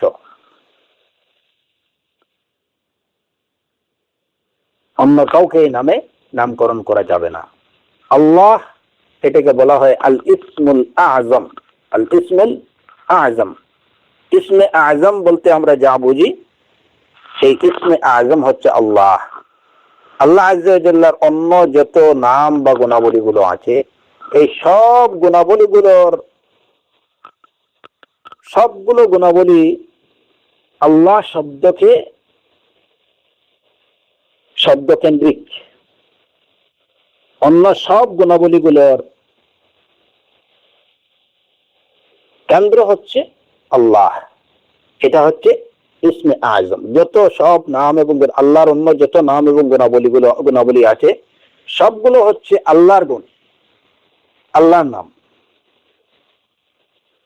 তো মূল কথা হচ্ছে যে আল্লাহ, এটাই হচ্ছে আল্লাহ আযজা ওয়া জাল্লার মূল নাম। অন্য সব নাম হচ্ছে এই নামের নাম, এই নামের অধীন। আল্লাহ নামের অধীন হচ্ছে অন্য সবগুলো নাম। দেখেন সূরাতুল হাশরে আল্লাহ আযজা ওয়া জাল্লা বলছেন, হু আল্লাহ আলিমুল গায়বি ওয়াশ শাহাদা হুয়ার রহমান আর রহিম। হু আল্লাহ খালিক هو الله الخالق الطارئ المصور له الأسماء الحسنى. هو الله الملك القدوس السلام المؤمن المهيمن العزيز الجبار المتكبر. এই সবগুলো নাম হচ্ছে আল্লাহ নামের অধীনস্থ বা আল্লাহ নামের সিফাত। আল্লাহ, এই আল্লাহ এটা হচ্ছে মূল নাম এবং এটা এমন একটা একক নাম যে এই নাম অন্য কেউ ধারণ করতে পারে না, কারো পক্ষে সম্ভব না। এবং এই নামের প্রকৃত কোন যে এটার যে হুবহু এর অর্থ বুঝাবে এরকম কোন বিকল্প নাম অন্য কোন ভাষাতে হতে পারে না। সুতরাং আল্লাহ এই শব্দটাকে আমরা যতভাবেই এটাকে মানে তর্জমা করি না কেন, অন্য কোন ভাষায় অন্য কোন শব্দে আল্লাহ শব্দের বিকল্প আসতে পারে না। আমি দেখছি যে অনেক আমাদের সালাফি অনেক ইখওয়ানরা ওনারা বিভিন্ন হাদিসের ট্রান্সলেশন করতে গিয়ে কিংবা বিভিন্ন সময়ে গড শব্দটা ব্যবহার করে। এটা বিশেষ করে আমাদের সালাফি ভাইদের জন্য আমি বলবো যে এটা উচিত না, আপনাদের জন্য এটা বর্জন করা উচিত। আল্লাহ শব্দটা সেটা কোরআনে কারীমের কোনো আয়াতের তর্জমা করতে আসুক কিংবা রাসূলুল্লাহ সাল্লাল্লাহু আলাইহি ওয়াসাল্লামের কোনো হাদিসের তর্জমা মানে অনুবাদের সময় আসুক, আল্লাহ শব্দটাকে আল্লাহই রাখবেন, এটাকে গড দিয়ে বোঝাতে যাবেন না। এর মধ্যে দুই ধরনের সমস্যা আছে। নাম্বার ওয়ান, আল্লাহ আল্লাহি, আল্লাহ শব্দের কোনো বিকল্প কোনো ভাষায় নেই এবং কোন ভাষায় এর বিকল্প তৈরি করা কিয়ামত পর্যন্ত সম্ভব হবে না। এটা ইসমুন জামিদুন খাসুন লিল্লাহি সুবহানাহু ওয়া তাআলা, এই শব্দের কোনো বিকল্প নেই, এটা মানতে হবে আমাদের। সুতরাং গড বলেন, উপাস্য বলেন কিংবা অন্য কিছু, এটা আল্লাহ শব্দটার সমকক্ষ বা এটার মুদাহিদ কোন শব্দ না। আমরা যদি বলি যে নাউন এটা সবসময় হয় আনচেঞ্জেবল, তাহলে আল্লাহ আযজা ওয়া জাল্লার যে ইসমে আযম সবচেয়ে মহান নাম যেটা, সেই নামটাকে আপনারা কেন চেঞ্জ করবেন? সেটাকে গড কেন বলবেন? সেটাকে লর্ড কেন বলবেন? হ্যাঁ, রব শব্দের হয়তো রবের ইংলিশ হয়তো অনেক সময় লর্ড বলা যেতে পারে, কিন্তু তারপরেও আমি বলবো যে রব শব্দটা যে যা কিছু বুঝায়, লর্ডটা ততটুকু আসলে বুঝায় না। আর আল্লাহ এই শব্দটা এটার কোনো বিকল্প হতেই পারে না। আপনি কোনো ভাষায় আল্লাহ তারা যা বোঝানো হয়েছে অন্য কোনো কিছু দিয়ে আপনি কোনো ভাষায় সেটা বোঝাতে পারবেন না। সুতরাং এটা হচ্ছে ইসমে আজম। সেই ইসমে আজমটাকে কোনো অবস্থাতেই আপনারা চেঞ্জ করবেন না।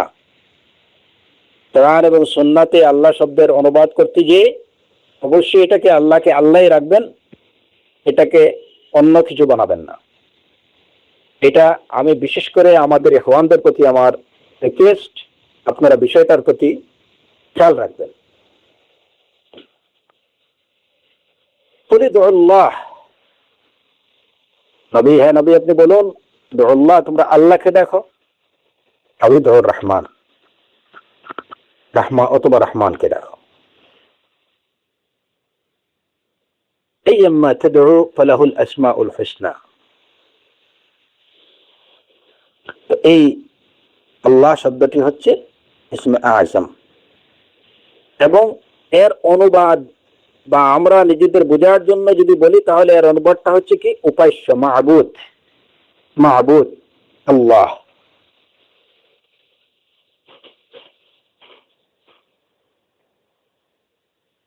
তো উবুদিয়তের সবক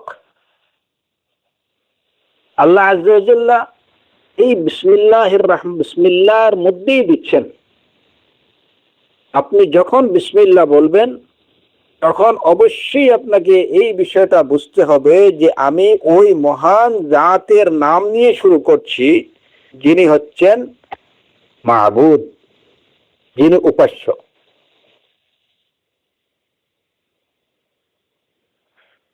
সুতরাং বিসমিল্লাহ বলে আপনি তাবিজ লিখতে শুরু করলেন, বললেন আপনি বিসমিল্লাহ, এমন জাতের নাম নিয়ে শুরু করলেন যে জাত হচ্ছেন মাবুদ এবং একক মাবুদ, আল্লাহ একক মাবুদ। আর কাজ করলেন আপনি শাহবাদা, তাবিজ কিংবা অন্য কোনো বাজে কাজ। এখন তাবিজ আপনি লিখতে শুরু করলেন বিসমিল্লাহ দিয়ে, বললেন আল্লাহ একক মাবুদ। আল্লাহ আযজা ওয়া জাল্লা বললেন মান আল্লাক, এই যে রাসূলুল্লাহ সাল্লাল্লাহু আলাইহি ওয়াসাল্লামের হাদিস, মান আল্লাকা তামিমাতান ফাকাদ আশরাকা, যে তামিমা ঝুলালো সে শিরিক করলো। বললেন বিসমিল্লাহ, শুরু করলেন ওই একক মাবুদের জাতের নাম নিয়ে, কাজ করলেন তার সাথে শিরক, এটা স্ববিরোধিতা হলো। এটা মানুষ কেন করে? এটা তো জুহালারাই করতে পারে। তার কথা এবং কাজে মিল, সে বুঝতেছে না, সে বলতেছে বিসমিল্লাহ।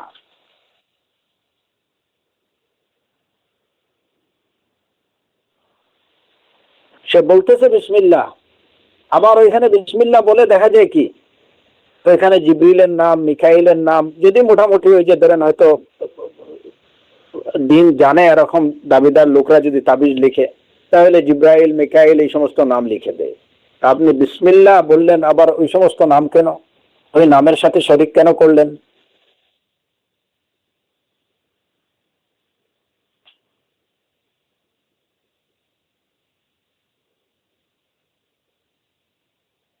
ওই নামের সাথে শরীক করা যাবে না। এই কাজগুলো প্রমাণ করে যে আমরা অনেক ক্ষেত্রেই অনেকে আমাদের সমাজে এরা বিসমিল্লাহর তাৎপর্য বা বিসমিল্লাহর অর্থটা বুঝতে পারে না। আল্লাহ মানে কি? মাবুদ, উপাস্য।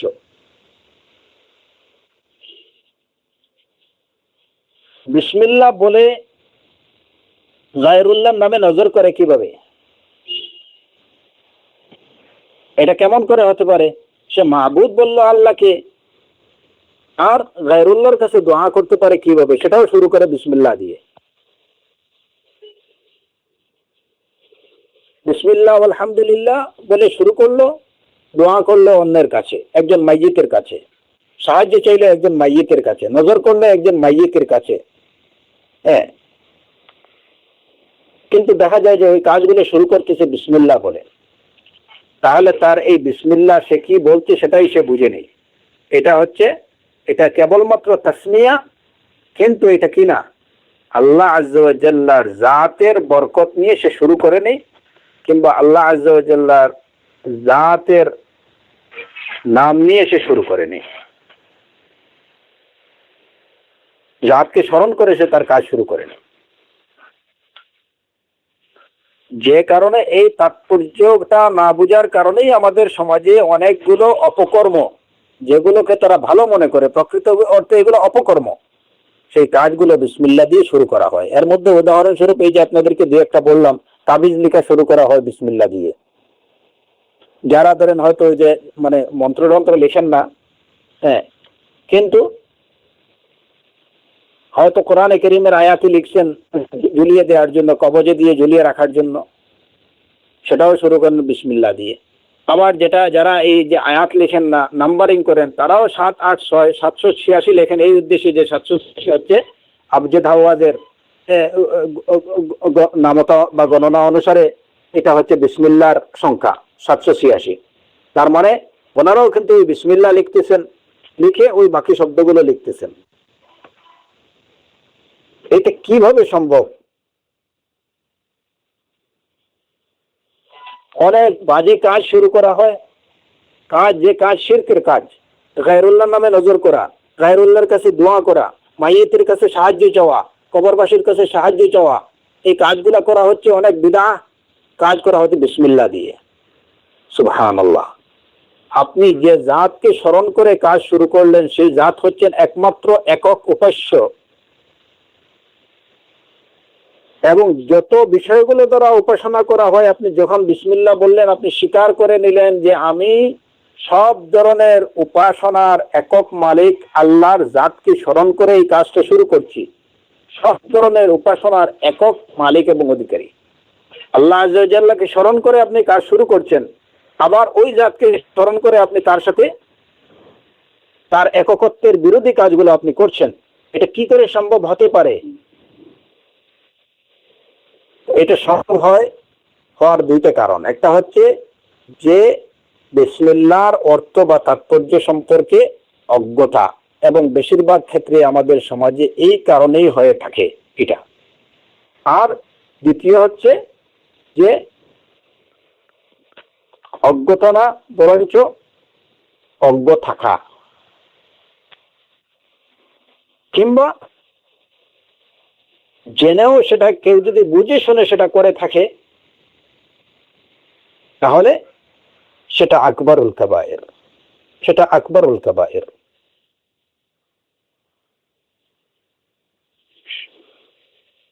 আমরা এখানে মূল দুটি কারণ পেলাম, একটা হচ্ছে অজ্ঞতা, আরেকটা হচ্ছে অজ্ঞ থাকা, বিষয়গুলোকে না জানা, ইচ্ছে করে এই বিষয়গুলো সম্পর্কে অজ্ঞ থাকা।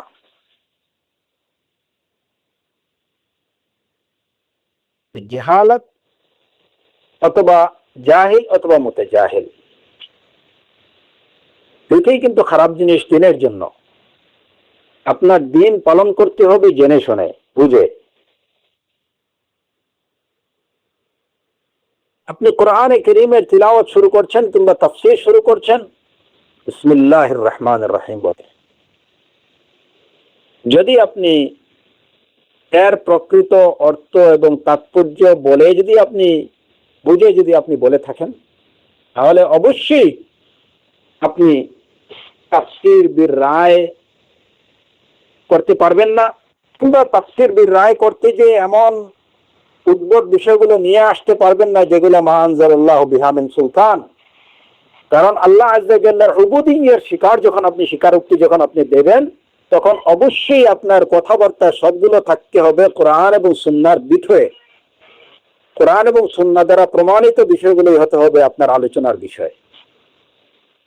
নানাবিধ কথাবার্তা, ইসরায়েলি রিওয়ায়াত গুলা, কিংবা ইসরায়েলি রিওয়ায়াত হয়তো কোনো কোনো ক্ষেত্রে এটা গ্রহণযোগ্য, কিন্তু অনেকগুলা বেশিরভাগই হয় কি আমাদের সমাজে তাফসীরের নামে তাফসীর বির রায়, মন গড়া আলোচনা এবং মুখরোচক কথাবার্তা, যেগুলো মানুষ শুনলে আনন্দ পায়, মানুষের হাসি কান্না আসে।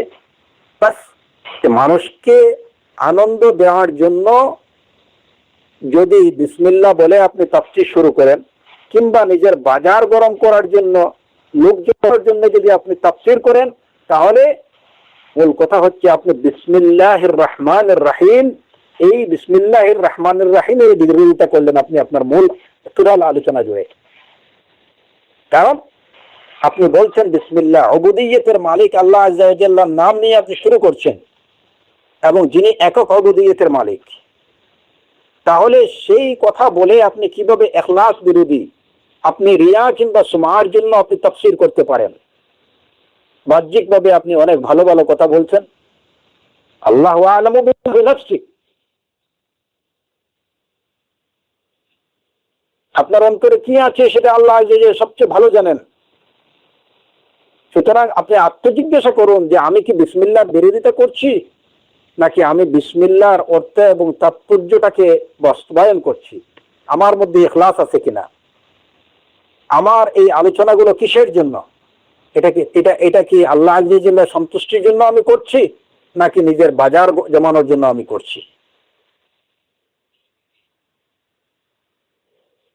তাই জন্য আমরা চেষ্টা করব, এবং আমাদের প্রত্যেকেরই চেষ্টা করা উচিত যে তাফসীরের নামে শুধুমাত্র মুখরোচক ঘটনাগুলো, এগুলো আমাদের সমাজে প্রত্যেক দিন প্রত্যেক রাত স্থানে স্থানে কি হচ্ছে, তাফসীর সম্মেলনগুলো হচ্ছে। এগুলোতে আপনি দেখবেন যে যেখানেই তাফসীর সম্মেলন, মানুষের অভাব নেই, হাজার হাজার জনতা কিংবা লক্ষ লক্ষ জনতা, আল্লাহু আ'লাম। তবে লোকে লোকারণ্য হয়ে যায়, এটা সত্য। আজীব ব্যাপার হচ্ছে যে ওই জায়গাতে আপনি একটা ফিকহের সম্মেলন রাখেন, যে এখানে কিছু মাসআলা মাসাইল নিয়ে আলোচনা হবে, আপনি দেখবেন যে এখানে হাজার হাজার লক্ষ লক্ষ তো দূরের কথা, হাজার হাজার কি, আপনি 100 লোকও পাবেন না যে এখানে আমাদের ফিকহ সম্মেলন, এখানে ফিকহের বিষয়ে দ্বীনি মাসাইল নিয়ে কিছু আলোচনা হবে। ওয়াজুর মাসাইল, সালাতের মাসাইল, যাকাতের মাসাইল, আপনি লোক পাবেন না খুঁজে। শুধু তাফসীর সম্মেলন করেন, মাশাআল্লাহ, লোকের অভাব হবে না, আপনার মাঠ পরিপূর্ণ হয়ে যাবে সময়ের আগে। এটা কি ইন্ডিকেট করে? কারণ মানুষ জানে, আমাদের সমাজের মানুষ জানে যে আমি তাফসীর সম্মেলনে গেলেই হাসি কান্নার সমন্বয় এমন কিছু শুনতে পাবো, মুখরোচক বিষয়গুলো যেগুলো আমাকে আনন্দ দেবে, আমি উপভোগ করব। ওইখানে বিভিন্ন ধরনের কিচ্ছা কাহিনী, কিংবা বিভিন্ন বিষয়গুলোকে খুব ডিজিটালাইজ করে দেওয়া বা যুগোপযোগী করে তুলে ধরা হয়।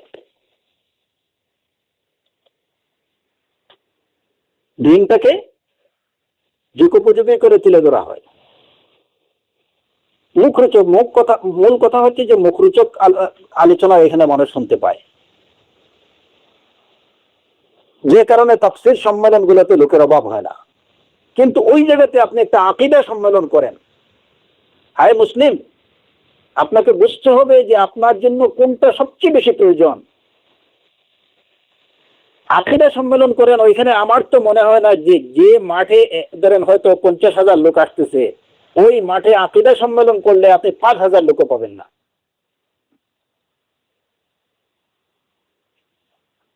আর যে সমস্ত বক্তারা তাফসীর সম্মেলনের নামে যারা মোস্ট পপুলার হয়ে গেছেন, এরা যদি আকীদার উপরে আলোচনা শুরু করেন, তাহলে দেখবেন যে হয়তো মাত্র কয়েক দিনের মধ্যেই এদের পপুলারিটি একদম 0 পর্যায়ে নেমে আসবে।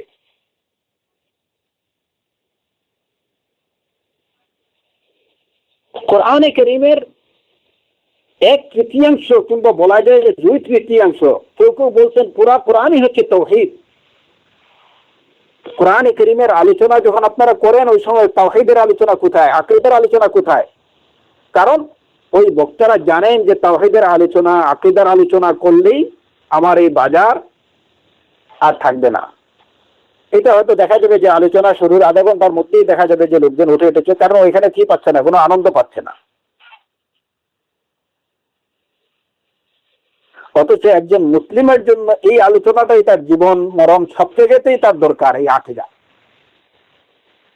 একজন মুসলিমের জন্য তার ফিকহি মাসাইল গুলো জানা বুঝা, এটা তার জীবনের, একজন মুসলিম জীবনের জন্য অপরিহার্য। তাহলে কেন এই সমাজের লোকগুলো এই সমস্ত আলোচনায় তাদেরকে পাওয়া যায় না? কিন্তু তাফসীরের সম্মেলনে মাশাআল্লাহ মুখরোচক আলোচনাগুলোতে, যে সমস্ত মাজালিসগুলোতে আকীদার আলোচনা হয় না, ফিকহের আলোচনা হয় না, ওই সমস্ত মাজলিসগুলোতে তাদের সমাগম সবচেয়ে বেশি।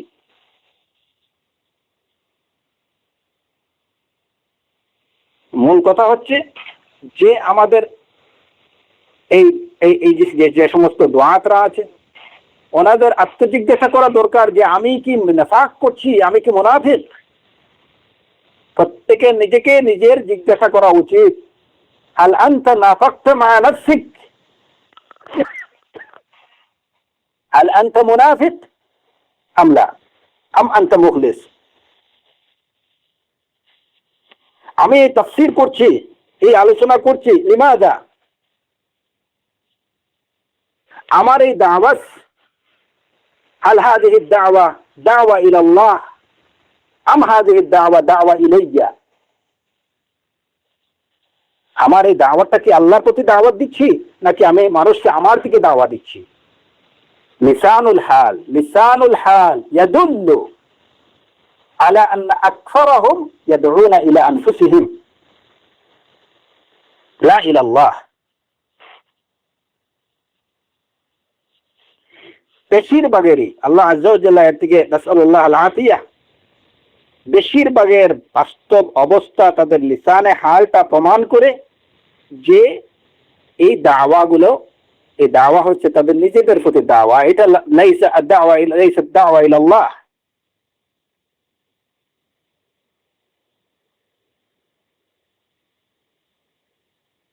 আমি এই বিষয়ে খুব বেশি কিছু বলবো না, শুধুমাত্র নসিহা, কারণ যেহেতু আদ-দীনু আন-নসিহা, আদ-দীনু আন-নসিহা, আদ-দীন আন-নসিহা, রাসূলুল্লাহ সাল্লাল্লাহু আলাইহি ওয়াসাল্লামের এই হাদিসের ইমতিসাল করতে গিয়ে আমি বলবো এই সমস্ত দুআতদের, এই সকল মুফাসসিরিনদের, যে আপনারা প্রথমত প্রত্যেকে যে কোনো সম্মেলনে আলোচনায় যাওয়ার আগে আত্মজিজ্ঞাসা করুন, হাল আনতা নাফাকতা মা নাফসিক, হাল আনতা মুনাফিকুন আম মুখলিস। আপনি কেন এই আলোচনা করছেন, কেন এই আলোচনায় যাচ্ছেন, সেটা কি কেবলমাত্র আল্লাহ আযজা ওয়া জাল্লার সন্তুষ্টির জন্য নাকি এর পিছনে অন্য কিছু উদ্দেশ্য আছে? কারণ মানুষ, আপনার অন্তরের বিষয়গুলো মানুষ দেখছে না, একমাত্র আল্লাহ আযজা ওয়া জাল ইয়ালামু সিররাকুম ওয়া নাজওয়াকুম। যদি এখানে অন্য কোনো উদ্দেশ্য থাকে, ফাকাদ খাসিরতা খুসরানাম মুবিনা, তাহলে আপনি সবচেয়ে বড় লুজার। যদিও দুনিয়ার দৃষ্টিতে বা বাহ্যিক দৃষ্টিতে আপনি হচ্ছেন মোস্ট পপুলার, কিন্তু আল্লাহ আযজা ওয়া জাল্লার কাছে আপনি হবেন সবচেয়ে নিকৃষ্ট, সবচেয়ে ঘৃণিত। দুআতুন ইলা আবওয়াবি জাহান্নাম। আপনার এই দাওয়া হবে আপনার বিরুদ্ধে ইয়াউমাল কিয়ামা হুজ্জা আলাইক লা হুজ্জাতুন লাক।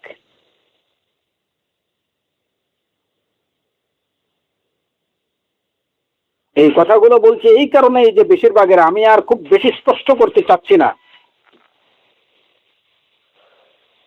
আমাদের সমাজে এই সমস্ত বিষয় নিয়ে এবং এই যে বিভিন্ন দুআতদের কথাবার্তা, তাফসীর সম্মেলনে গিয়ে তাদের যে আলোচনাগুলো, সুবহানাল্লাহ, এটাতে স্পষ্ট প্রমাণ যে তারা মানুষকে কিছু আনন্দ দেওয়ার জন্য আলোচনাগুলো করছেন। কিংবা ইয়াং জেনারেশন হোক কিংবা ওল্ড জেনারেশন হোক কিংবা জাহিল সমাজের হোক, তাদের থেকে ভালোবাসা পাওয়ার জন্য, বাহবাহ পাওয়ার জন্য এটুকু করছেন। ইয়াউমাল কিয়ামা আল্লাহ আযজা ওয়া জাল এদের সম্পর্কে এদের অবস্থা কি হবে? আল আলিমুনা কুল্লুহুম হালকা ইল্লা আল আমিলুন ওয়াল আমিলুনা কুল্লুহুম হালকা ইল্লা আল মুখলিসুন।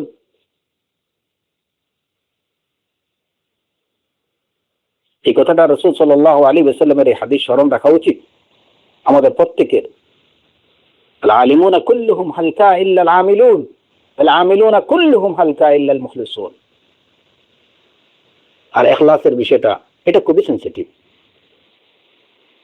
সুতরাং যাই করুন, এই আমি যে কথাটা বলছিলাম যে এই যে বিসমিল্লাহির রহমানির রহিম, দেখা যায় যে বিসমিল্লাহর আলোচনাটাই যদি তাফসীর যদি আপনি করেন, তাহলে সেই তাফসীরের মধ্যে আকীদার সব বিষয়গুলো চলে আসতেছে এখানে।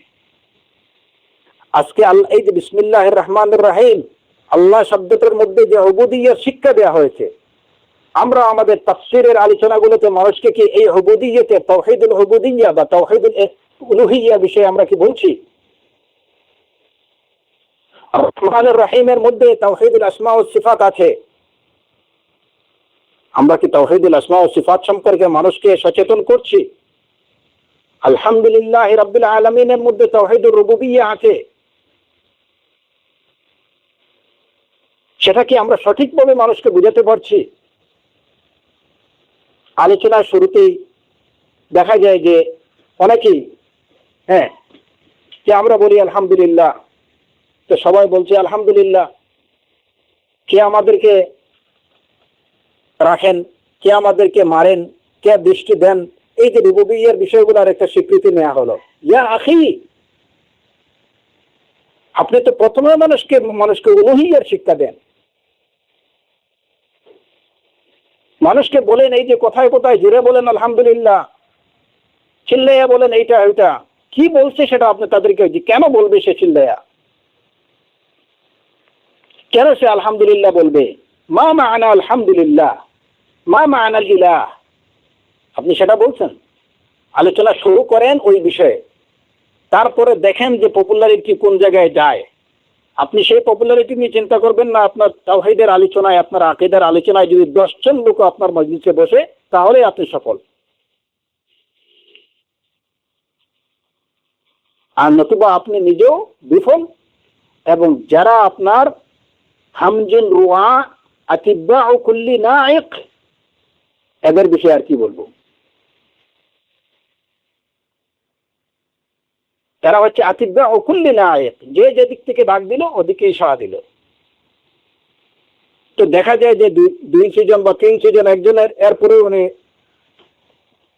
ফল করলেন, নতুন আরেকজন আসলেন, ওয়াহা কাজা। এই বিষয়গুলো হকের ইন্ডিকেশন না। হকের ইন্ডিকেশন কি? হক সবসময় এটা অটল থাকে, অবিচল থাকে। বাতিল হঠাৎ করে দেখা যায় যে এটা নাড়াচাড়া খুব বেশি, উত্তেজনা চরমে, একদম পুরো বাজার দখল করে নিয়েছে। তারপরে দেখা যায় যে না, ওইটা চলে গেছে, যে আবাতিলুন আখার, আরেকটা বাতিল আসছে। আমাদের সমাজে কিন্তু এই অবস্থায় আমরা দেখছি। এক একজন হয়তো কয়েকটা সিজন দেখা যায় যে তার একদম পপুলারিটি খুব টপ লেভেলে আছে, এরপরে দেখা যায় ওনার আর খবর নেই। আরেক বাতিল আসলো, তো এইবার এইভাবেই এক বাতিল দ্বারা আল্লাহ আযজা ওয়া জাল্লা আরেক বাতিলকে কি করেন। ওয়ালাউলা দাফাউল্লাহিন নাস বা'দাহুম বিবা'দ লাফাসাদাতিল ফিল আরদ। এক এক বাতিল এক এক ঢঙ্গে, এক এক রঙে সমাজে আবির্ভূত হয়। নাসআলুল্লাহ আল আফিয়া, আমরা আল্লাহ আযজা ওয়া জাল্লার কাছে আশ্রয় প্রার্থনা করছি, তিনি যেন আমাদেরকে এই সমস্ত বাতিল দলের অন্তর্ভুক্ত হওয়া থেকে আমাদেরকে রক্ষা করেন, এবং আমাদের প্রত্যেককে তিনি দায়ী হন অথবা মাদউ হন, আমরা প্রত্যেকে যেন সব ধরনের রিয়া সুমআ থেকে বেঁচে থাকতে পারি। আল্লাহ আযজা ওয়া জাল্লা আমাদেরকে সেই তৌফিক দিন। সব ধরনের বাতিল থেকে বেঁচে থাকার তৌফিক আমাদের প্রত্যেককে আল্লাহ আযজা ওয়া জাল্লা দান করুন, এবং বিশেষ করে আমরা যেন আমাদের দিনের মধ্যে যেন আমরা মাফতুন না হই, দিনের মধ্যে যেন আমাদের জন্য কোনো ফিতনা না আসে। ওয়ালা তাজআল মুসিবাতানা ফি দীনিনা, আল্লাহ আযজা ওয়া জাল্লা যেন আমাদের দিনের মধ্যে কোনো মুসিবতে না ফেলেন। আর আল্লাহুম্মা লা তাজআল আদ-দুনিয়া আকবার হাম্মিনা ওয়া গাম্মিনা, লা তাজআল আদ-দুনিয়া আকবার হাম্মিনা, দুনিয়া যেন আমাদের বড় উদ্দেশ্য না হয়, এটাই যেন আমাদের মূল টার্গেট না হয়। আল্লাহ আযজা ওয়া জাল্লা আমাদেরকে আমরা যা করি, যা লিখি, যা পড়ি, যা বলি, সবকিছু যেন আমাদের প্রত্যেকটা কথা, কাজ, সবকিছু যেন তার সন্তুষ্টির উদ্দেশ্য হয়, করতে পারি। আমরা আমাদের আমলে আকীদায় মুখলিস হতে পারি, সেই তৌফিক দান করুন। ওয়া আখিরু দাওয়ানা আনিল হামদুলিল্লাহি রাব্বিল আলামিন ওয়া সাল্লাল্লাহু আলা নাবিয়িনা মুহাম্মদ ওয়া আলা আলিহি ওয়া সাহবিহি আজমাইন।